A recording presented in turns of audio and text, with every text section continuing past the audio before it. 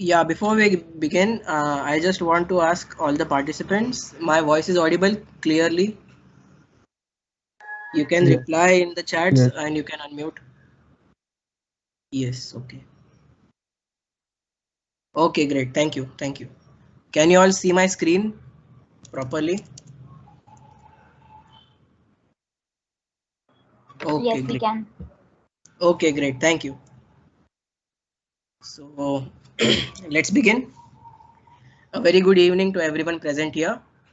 Welcome to Android Campaign 2021 and of course the Android Study Jams.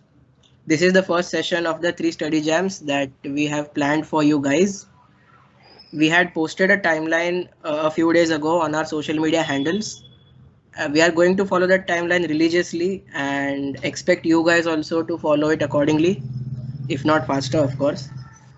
Please be at least at the same pace as the study jams, because if you are not, you will get confused in some concepts, and also you need to submit a project, if I am right, to Google to complete the Android campaign.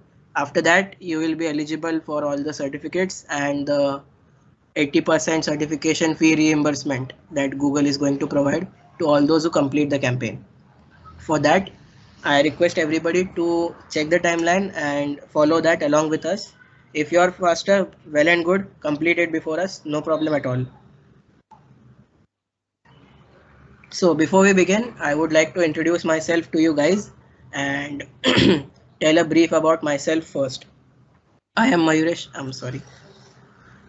I am Mayuresh Kulkarni, a final year computer engineering student of Bharati Vidyapit College of Engineering, Navi Mumbai. I am the founder and lead of the Google chapter in our campus, that is GDSC BVC OENM. I was also the Google Cloud Ready facilitator for 4 months from March to June 2021. Along with that, I am also a Microsoft student partner since January 2020. Recently, Microsoft awarded me the Lifetime Student Partnership, and it's one of my good achievements, if not the best. I have been to multiple research conferences at national and international levels and presented my research papers over there. Also winning the award for best paper in the track in one of the international conferences in February 2020. And finally, I will be the speaker for today's session. I will try to share some of my knowledge of Android and Kotlin with you all. I have some experienced guys with me here on my team as well, and they are fantastic. So you can ask anything to them. If you have any queries, please feel free to ask them without any hesitation.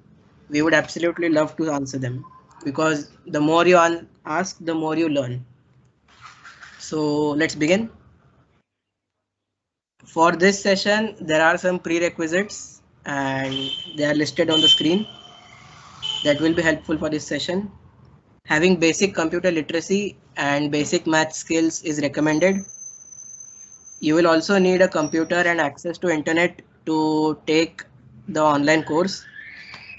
Since we would be using Android Studio, I encourage you all to use a Wi-Fi if possible, because installing and setting up Android Studio requires around 2.5 GB of data right up front.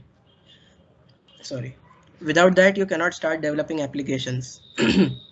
After this short presentation, we all will be working independently on the course at their own pace. It is also helpful if you have an Android device with you all, so that you can test your app on your phone and share it to your friends for testing and family members for testing and checking. A USB cable will be needed for connecting your phone to the computer. Wireless installation is currently not supported, at least on Windows and Android. I have no idea about Mac.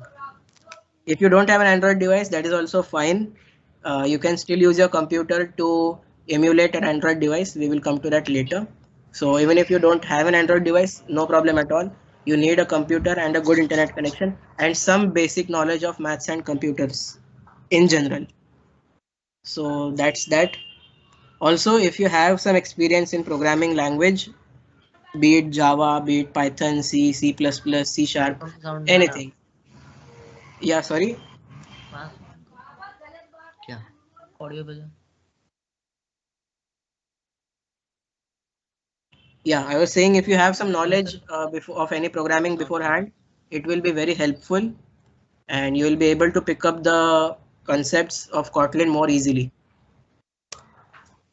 So, so what is Android Study Jam? Android Study Jams are community organized study groups for people to learn how to build Android applications in Kotlin language.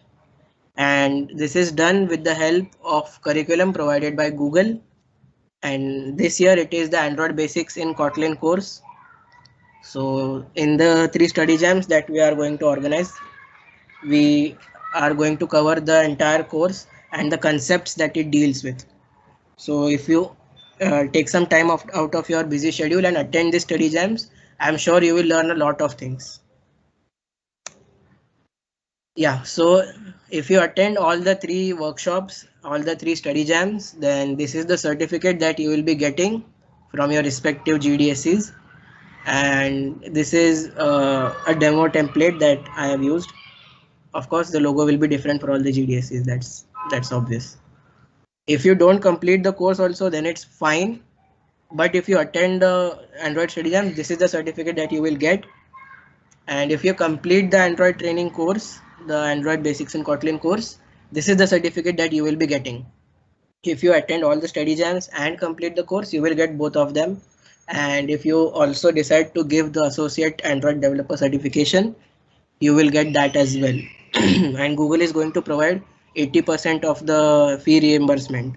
I guess it is around $120. The certification is $150 and Google will refund $120 out of it. So all you need to pay is $30. That is around 1800 to 2000 rupees. So one of the best deals, I'll say that. So what will you get out of this at the end? So if you are a part of this study jam of Android campaign, first and foremost, the goal for you is to build your first Android applications. These study jams are developed in a way to cater to audience who does not have an Android development experience. So to do this, you will install Android Studio on your computer, which is an application to build Android apps. Along the way, you will be exposed to programming concepts and the Kotlin language. At the end, we will also talk about the resources on how you can continue learning and building apps beyond this event. So without further ado, let us start with your developer profile first. So create your developer profile, Google developer profile by going to developers.google.com/profile. You can use the link, you can type it as it is given on the screen and go to the website. It will ask you to sign in using your Google account. Select the one which you want to use to complete the Android trading course. You will not be able to change it later. Of course, you will be able to change it via some different profile, but you will need to do the entire course again. So better select one account and create a developer profile using the same account. Note that your Google account profile is different to developer profiles account. Although they are linked, but they are different. One activity does not impact the other account. Once it is set up, go to the course Android Basics in Kotlin. You can search it, or even I can give you the link in the chat if you want. You will be working through the Android Basics in Kotlin course. This is a free online training course developed by Google for people like us to learn how to build basic Android applications. So I'll give the link. That will be easier for everyone to access it.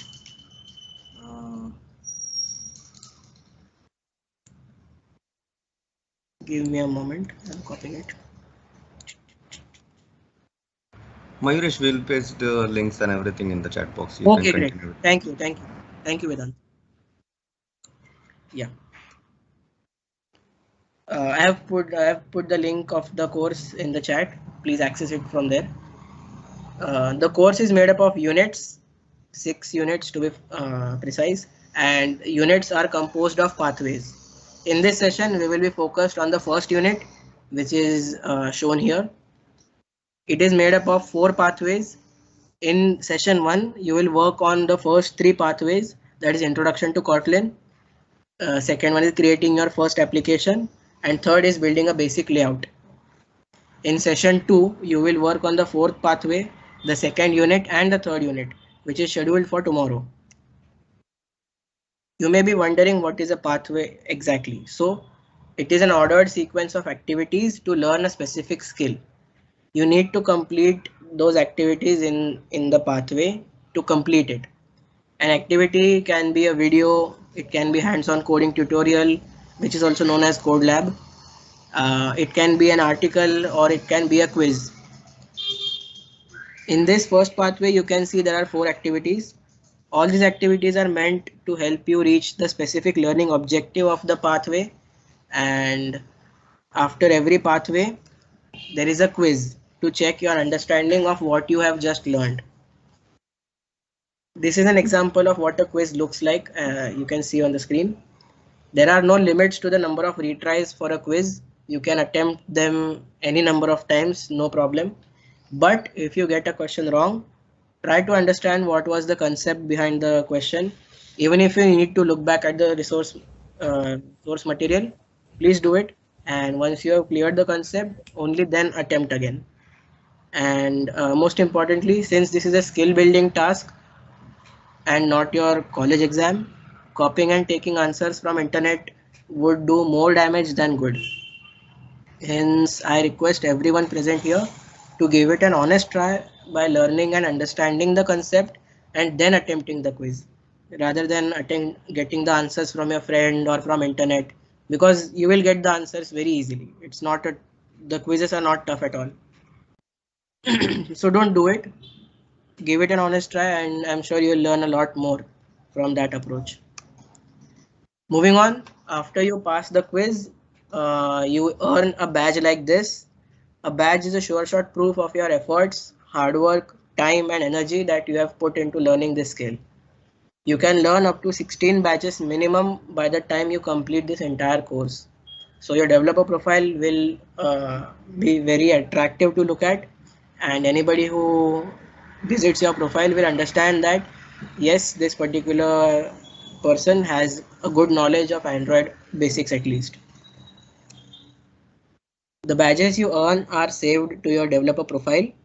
When you are taking the course, be sure to sign in and create a developer profile if you haven't already. It is very quick to create, so just do it. As you earn more badges, you can see them on your developer profile and favorite them. You can showcase some of them. Here you can see the developer profile of one person, and she has put 3 badges. She has pinned 3 badges on her profile. So you can pin your favorite badges and the rest of them will be shown below them. Here are all the 15 pathways, their objectives and the learning outcomes of the Android Basics with Kotlin course. You can see the estimated time given for that particular pathway. That is just the average time. You might even complete it faster than what Google has given. In most cases, you complete the task in 70% of the given time, but that depends very much on your PC as well. If Android Studio hangs or stops responding, then that troubleshooting time will increase. But on an average, 70% of the time is only required. Anyways, on the right side, you can see the badges that you will get after completing the pathway. You can see these badges on your developer profile dashboard anytime you want. Mayuresh, Yeah. I guess you can directly start with the content because this information is already given in the info sessions, like introductory sessions. But my college is not given. For my college, this is not given. Oh, okay, fine, continue. Okay.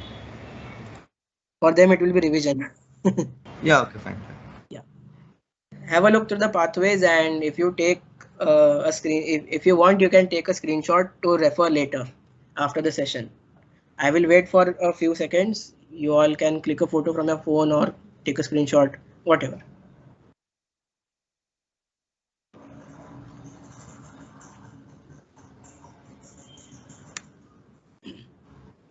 You can even go through the pathways right now. I have given you the link. You can just go through them side by side and get an idea of how much you would learn by the time you complete the training. That will also give you an idea how much time you would have to invest every day or every week for this. Note that the last date for completing this is 10th of January, and it is also the last date for submitting the project as well. So plan your days accordingly. We are already on 12th of December.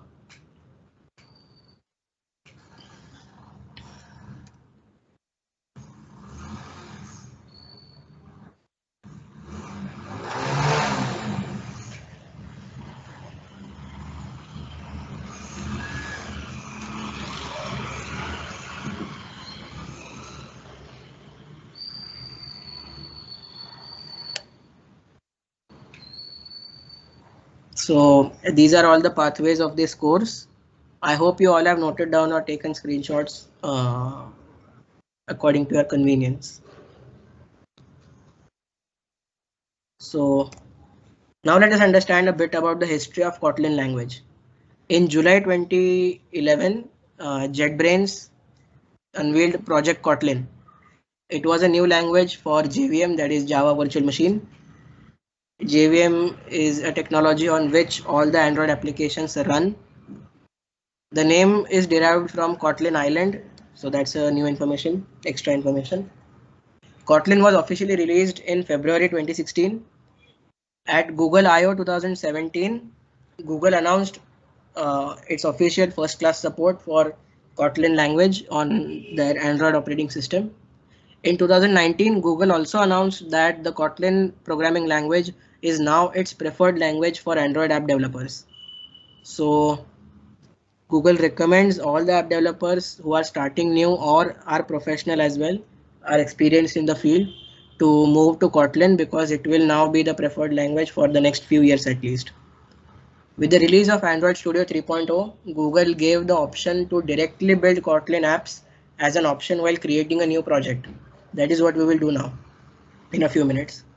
After a few months, Google also gave developers some additional tools and resources to port their applications to Kotlin if they have already developed them in Java.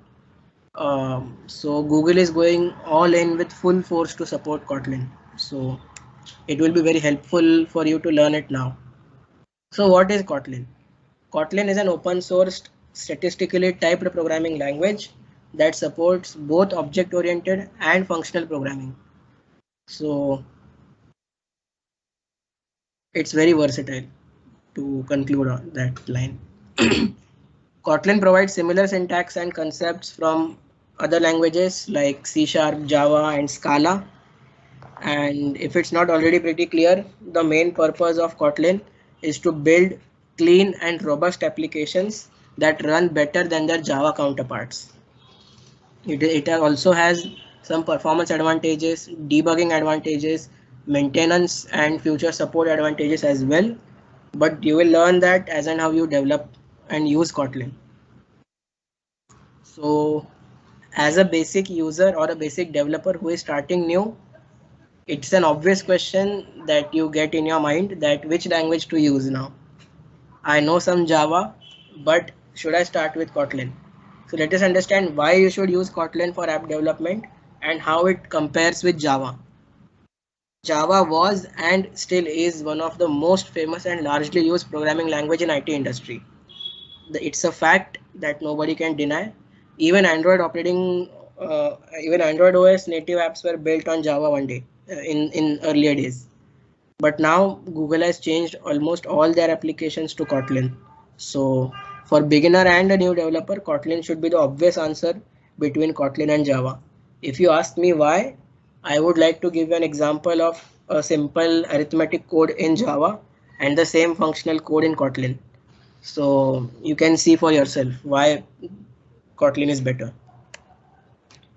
This is the program for addition, subtraction, division and multiplication of two numbers, A and B.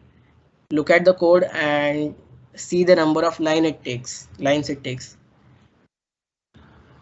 It is a self-explanatory code, so I don't think I need to explain this code very much. Now let us take a look at the Kotlin version of this. This is the same programming Kotlin. Look at the simplicity of the code, and those coming from Python, I am sure you all must be overjoyed yet again to see you got a lazier alternative than Java for Android apps as well. A very big advantage of Kotlin over Java is that Kotlin heavily focuses on functionality over code. So you will understand the statement as and how you use Kotlin in the future. So here is some important stuff for you all to learn. Those who all are bored, please wake up now. This is where things get interesting. To make it easier for newcomers and new learners to learn Kotlin, Google has provided something called as Kotlin Playground, which you can access through the web browser. The site looks something like this. It may be a little different if you directly go through the JetBrains portal, but the functionality is the same. The backend is the same. You can write your code in the window and hit the run button. You will see the output of the code directly in the same window. You don't need to reload it or something like that, which happens most of the times on HackerRank. The result of your code will be shown at the bottom of the coding window. And Vedant, can you please put the Kotlin Playground link in the chats? Yeah, okay, fine. I'll put it. Thank you.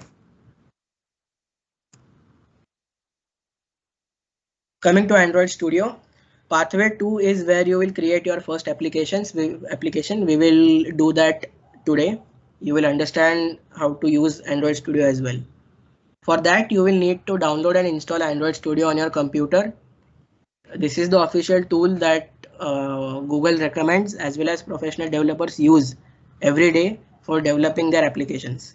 This is where you will be writing your Kotlin code, designing your application, and developing them for Android campaign at least. The other option is IntelliJ, but Google recommends Android Studio because more support is available for AS than IntelliJ. So I mentioned something about Android emulator in the beginning.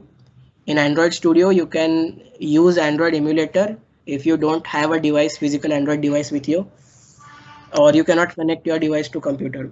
Doesn't matter the situation, but the point is you have something called as emulator in Android Studio, which can simulate virtually various Android devices on your machine. This allows you to run your application and provide almost the same capabilities of a real Android phone. The only thing is you cannot click photos with it. It does use your front camera of your laptop or the device, but that doesn't make any sense. So other than that, it is exact replica of your device. You can use anyone. You can use your physical device also. You can use emulator as well. It's up to you and a personal preference. I personally like to use emulator because if anything goes wrong, I can delete the device from AVD manager and reinstall it in a matter of minutes. If anything happens to my phone, it will create actual problems for me. I will have to run to service center and get it repaired. Also, it is safer to use emulator since your apps will be less secure in the beginning, and hence for learning purpose, I will highly recommend you to use the emulator. But the only drawback is it does require some power of your computer. It uh, it doesn't work very well with a low-end machine. That's a fact. If you have more than 6 or 8 GB of RAM, go ahead with emulator. It is much faster that way. So let us see some of the code snippets. I will show you some screenshots and then move on to the Kotlin Playground. The most important thing or the obvious thing when we start learning a new language is learning how to print something using the language. So println is the keyword used for printing in statements in Kotlin. The syntax is println, open round bracket, open double quotation marks, write your statement, close the quotation marks and close the round bracket. Println prints the code on every new line, and print continues with the previous line. So quite similar to Java. Yeah, and semicolon is optional. Next thing is defining variables. Of course, you will not just keep on printing it. You will also define some variables and make use of them. So there are two types of declarations. One is val type, that is value. You cannot change this. It is like static value of a variable. And the another one is var, variable declared using var keyword. That is like a normal keyword. It can be integer. It doesn't matter data type, but the point is it can be changed later, and val cannot be changed later. And if you want to use the variable, of course you will want to use the variable. The syntax is dollar in curly brackets the variable name, and put all of this under the double quotes inside a print or println statement. So with these basics understood, let us now switch to Kotlin Playground. End of slideshow. Nice. 1 second.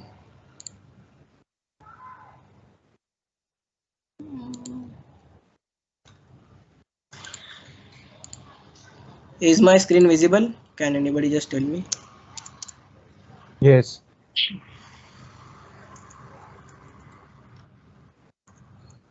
Sir, you could repeat the emulator part again, please. Yeah, I'll do that at the end of the session. Blah, blah, blah, blah.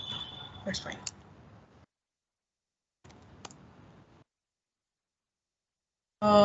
Yeah. Copy link. Paste it. Okay, good.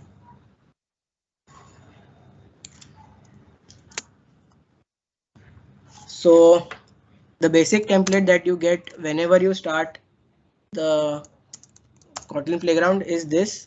It starts with some print no. It starts with a function, main function, and this line. Whenever you learn a new language, Hello World is the officially the first program that you all have to run. Some explanation here. Fun is the keyword which declares or which shows Kotlin that this is a function. Fun stands for function. Every program has to have a main function, just like Java. Without main, you cannot have any Kotlin program. Must have function for all Kotlin programs. That's fine. And the print statement, as you can see, println, and in round brackets and double quotes the code. So hit the run button, and here you will see the output. If you want to test, print this is my first program. Escape, run. Okay.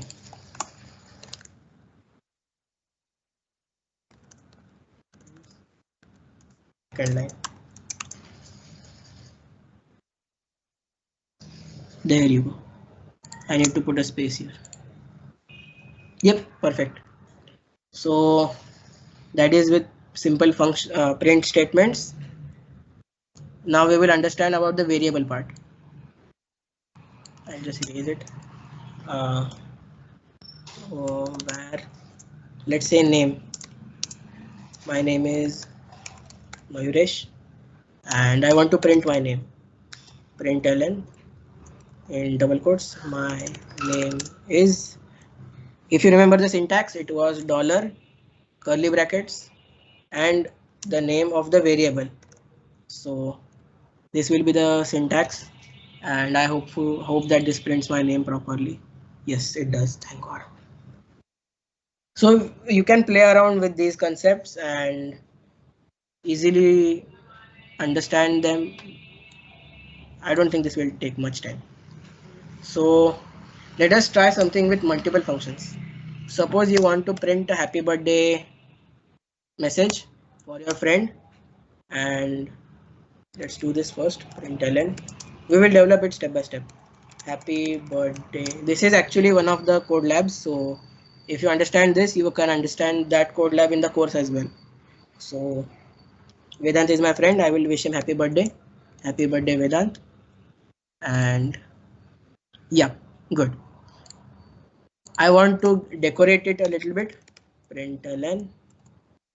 I want to give equal to. Yeah. Copy this. I'm a lazy.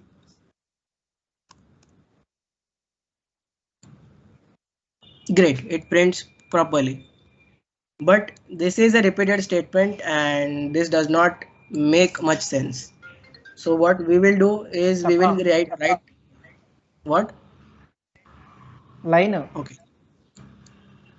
Okay. So what we will do is we will write a function for this so that you can understand how functions work in Kotlin as well.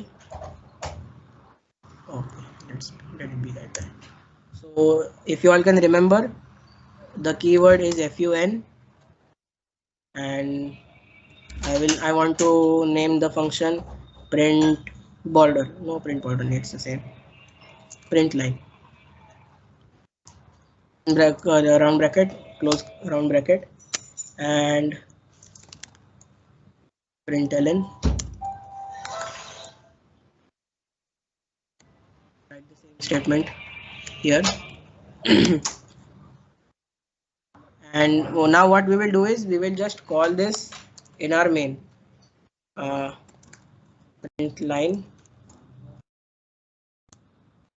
Print line.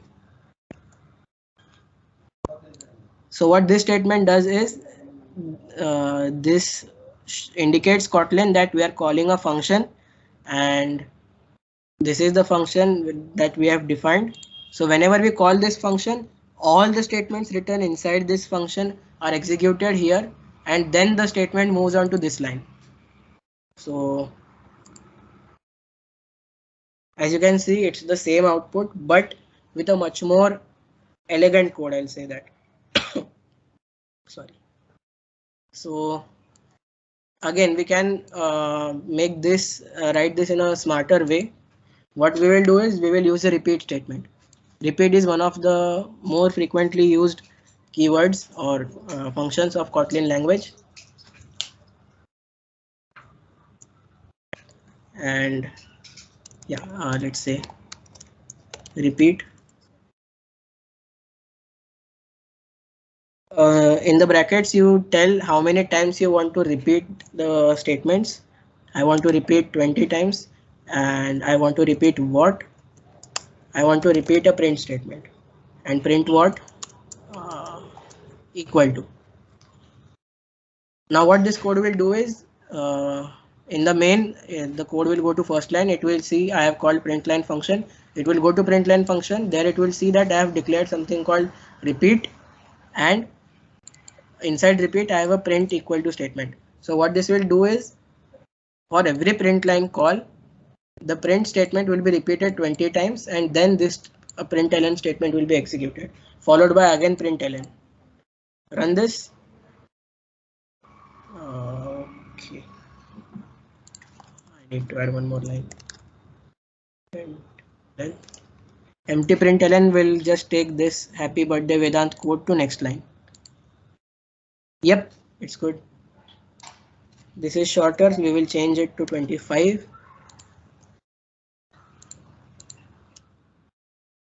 Yep, much better.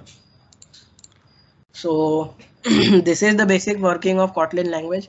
It is pretty easy if you ask me and not that complicated, at least in the beginning. So any doubts until this point?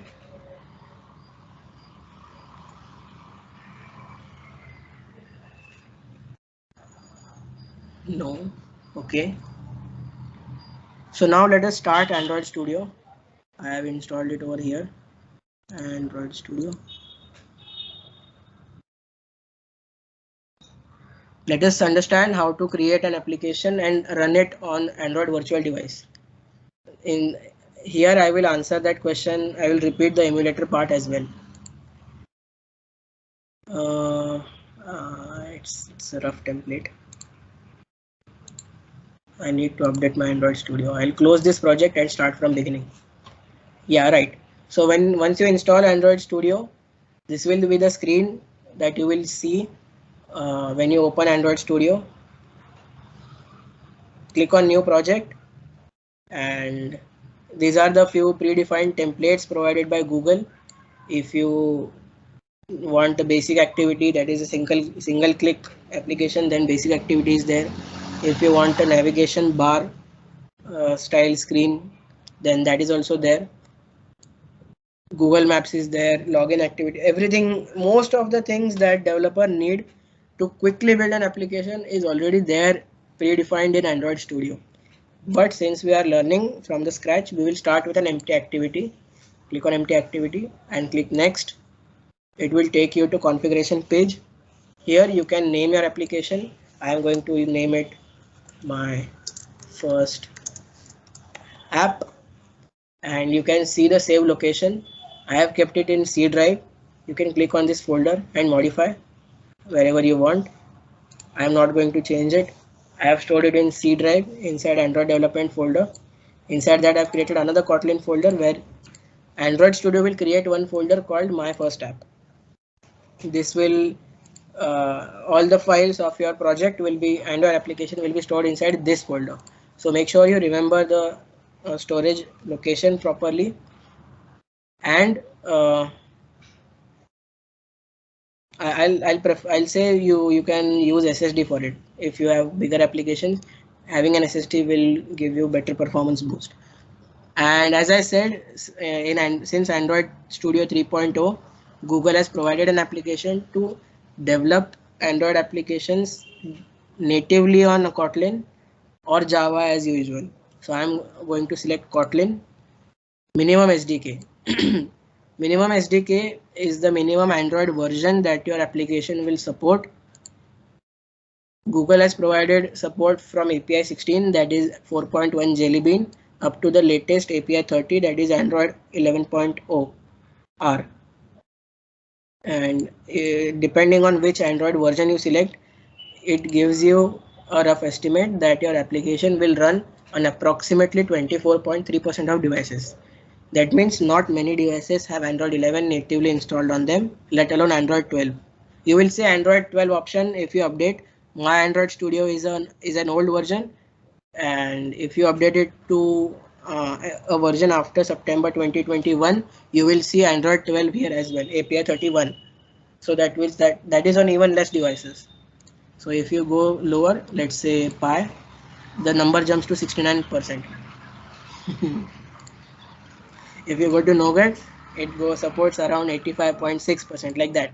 So we will select 100% of the devices for now, and once that is done, click finish.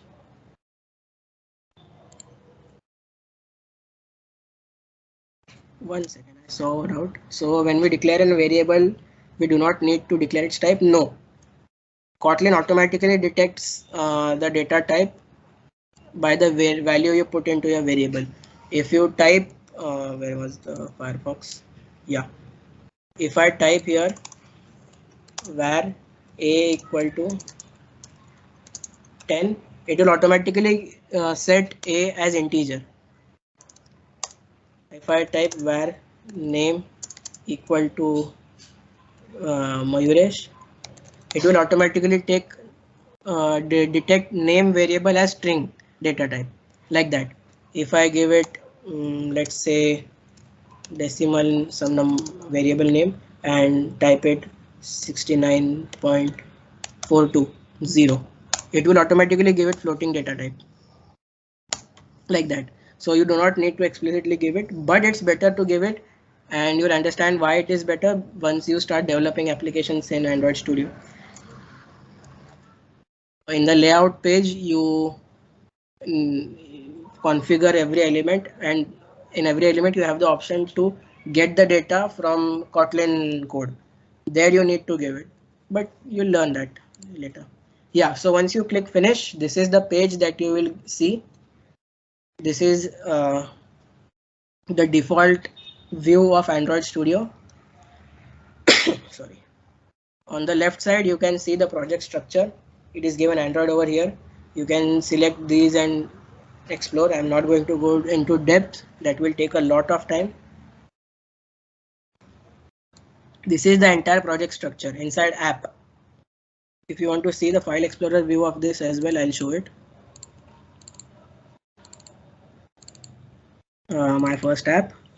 Yeah, these dot files are hidden files. You will not be able to see them in Android Studio. And app is there. Yes. Gradle is there. Yes, Gradle is there.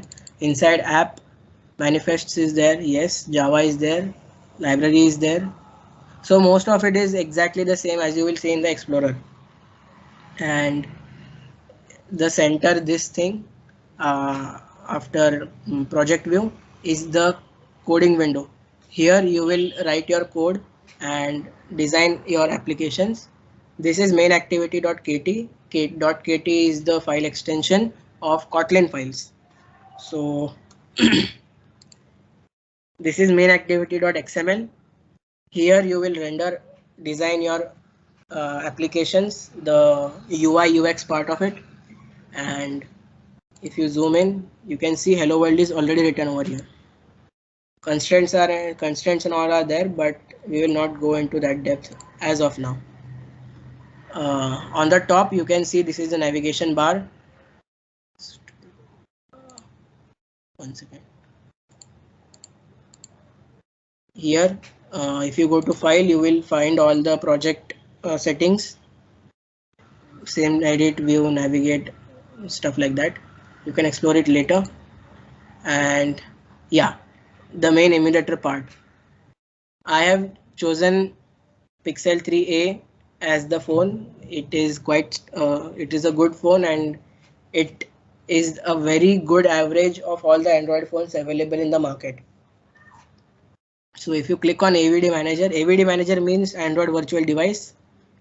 I have already created Pixel 3a and downloaded it on my machine. So size on disk is 11 GB. You don't need to download 11 GB. You need to download only 2.5 GB for around for every device. And this is the installed disk size. So for you, you will not see anything. You will see no device detected here. You will click, if you click here, you will see only an option of AVD Manager. You click that and you will see a blank screen, or it will say that create a virtual device by clicking here. So if you click here, it will give you an option which device you want to create, which virtual device you want to simulate, and these are the options. If you want TV, then Android TV 720p 1080p, like that options are there. You can see I'll say a small representation of the device that you will be selecting over here on the right hand side. That is Android TV 1080p 1920 by 1080 is the resolution. Size is X large, that is extra large. Ratio is long, density is XHDPI. extra high definition PI. If you select phone, 99% of the people will be selecting phone and tablet only, but let us focus on phone. These are the options right from QVGA device, the small devices which used to be there, right from there up to Pixel 4 XL. In the latest version of Android Studio, Pixel 6 is added as well, so you will find that phone as well.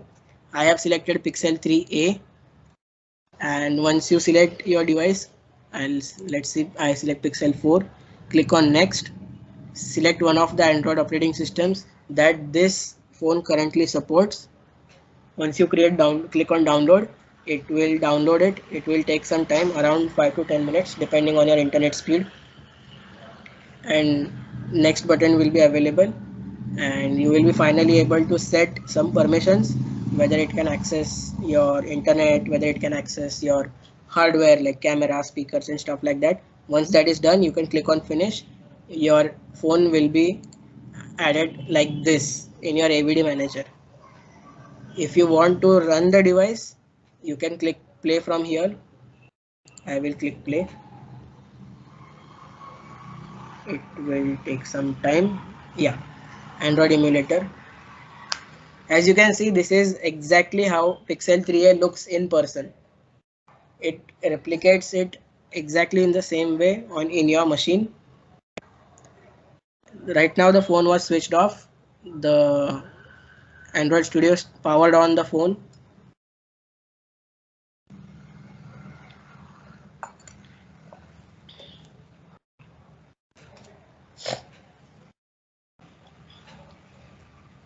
Yep.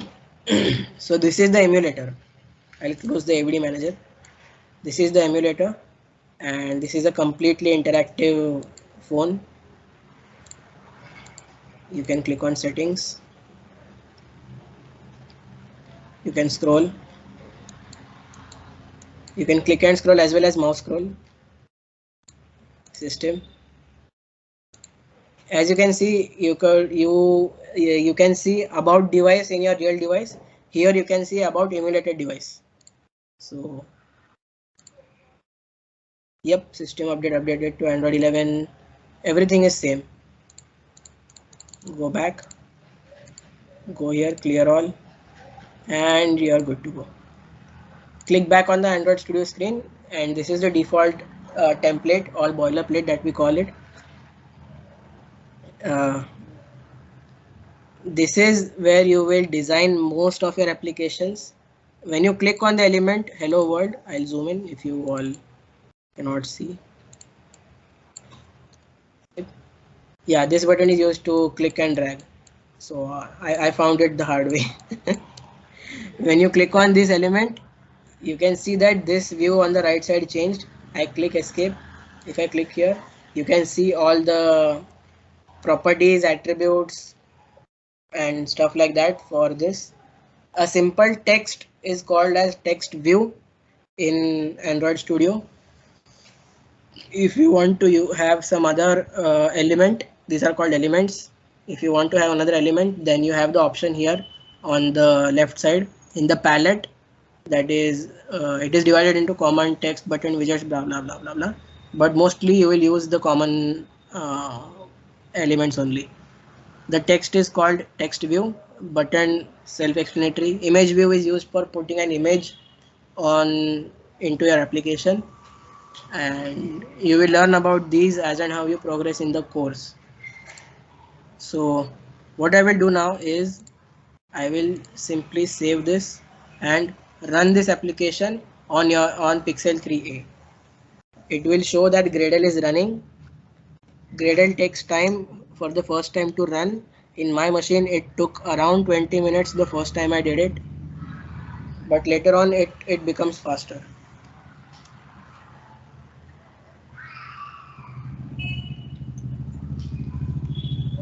And it gave me an error. For fuck's sake.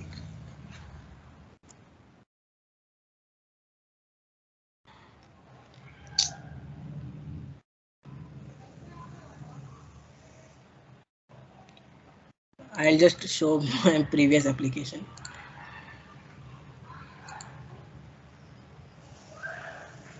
Okay.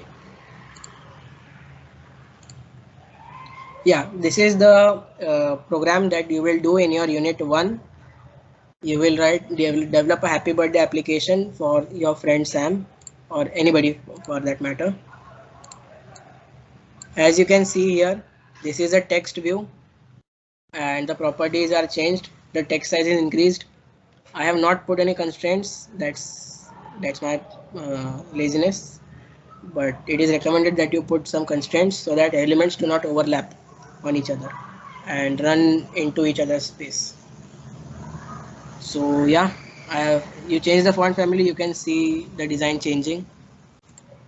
If you put it monospace, it will change. Cursive, it will change. I have kept it casual. Press enter. Scroll down. You can change the color from text color attribute and stuff like that. This is the image view. This image view. I have used a cake photo for background, and again at the background bottom, this is again a text view. This is a very simple application, and again I'll run it on Pixel 3a. Hopefully it runs this time.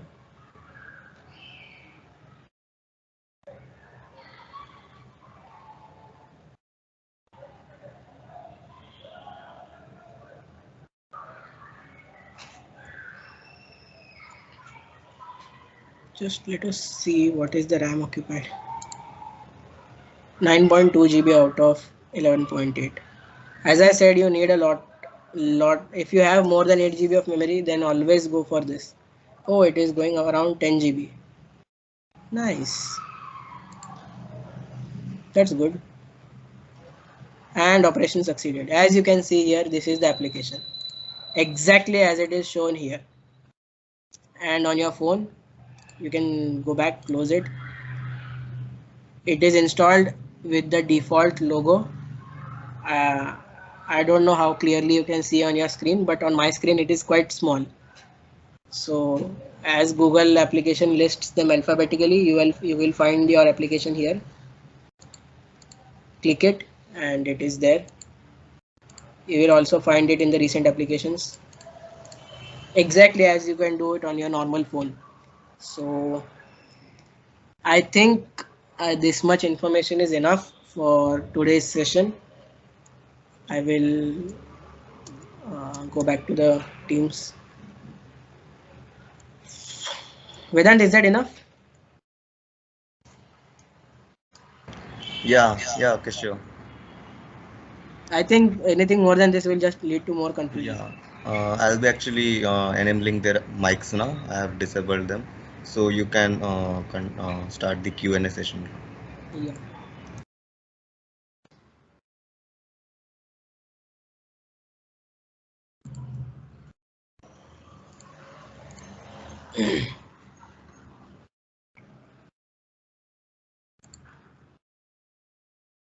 Yeah, if anyone has any questions, they can turn on their mic or they can put it in the chat box.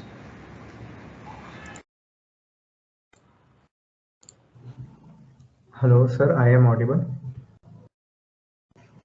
Yeah, you are. Sir, actually, I couldn't register for the GDSC. The deadline was 30th.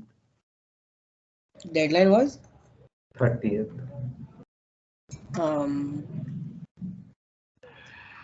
Official deadline for completing the course and submitting the application is 10th of January 2022. Okay. Actually, I got a Google form. I didn't fill the Google form. Okay.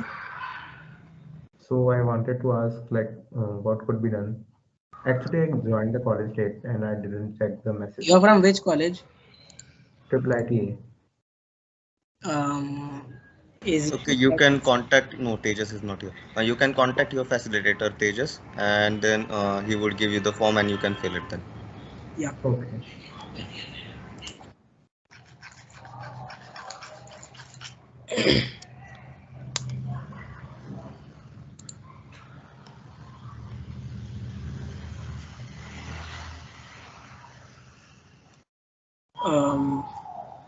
I'm just going through the charts.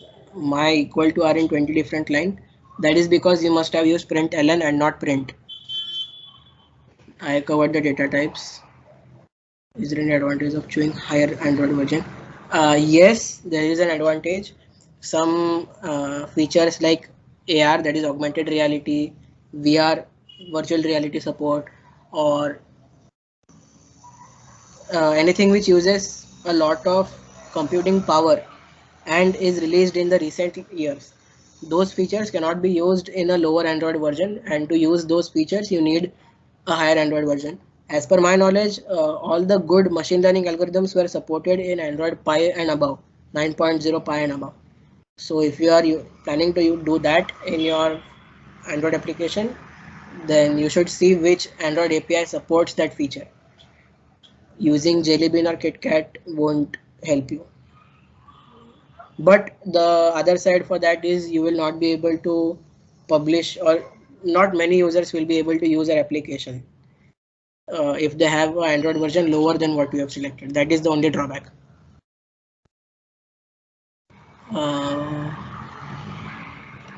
How to store large value like doubles. Kotlin does that automatically, like Python. how much RAM is required for Android development in laptop. I will recommend having 8 GB is sufficient. 6 GB will also do, but 4 GB is little less. It will get the job done. Official requirements say that you need at least 3 GB and 4 GB, 3 GB for 32-bit, 64-bit requires 4 GB. That will do the job, but it will be very slow.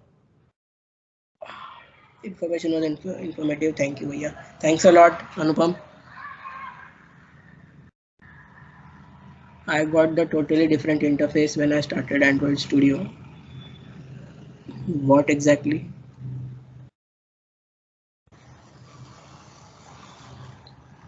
Could you please explain the importance of constraint layout? I said that if you need to put constraints on every element so that they do not overlap on each other without you saying that yes, this much area can be overlapped.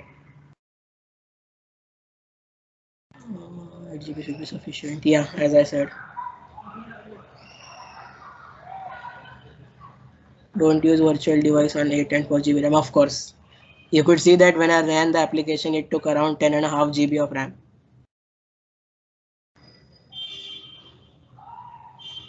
What is the fees deduction up to 80%, as you have mentioned exactly? Yeah, so all the students who complete this training and submit a project to Google according to their guidelines, the guidelines will be told to you by your facilitator, college facilitator. I will not mention them here, that will take a lot of time. Yeah, so all the students who complete the training and submit the application according to the guideline can avail a discount up to 80% of the certification fee for the Associate Android Developer exam. You need to give the exam, you need to pay all the fee from your side in the beginning, give the exam, clear the exam, and after that, if you clear it and you have completed the course and submitted project, then Google will reimburse 80% of the certification cost. That transaction is done between you and Google. No other third person is involved. So that's that. Apart from this participation certificate, what that will be awarded after? I did not understand the question. Too long. How can I drone unit testing on Android application? That is a experienced developer question. What more device like you are showing?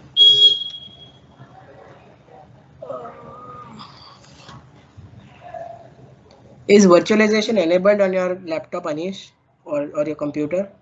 If you don't have virtualization enabled, you will not be able to use AVD or AVD manager. Then please refer Google. That is a very long procedure and definitely not for this session. Can I learn Android development without knowing Java? Yes, of course. This Android campaign is intended exactly for that purpose, that you learn the Android development using Kotlin. It does not assume any Java knowledge or experience. Okay.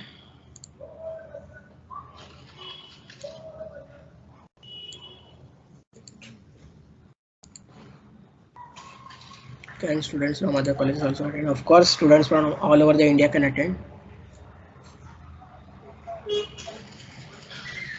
Yeah, Vedant, you can stop the recording. Yeah, okay, fine. Yeah, great.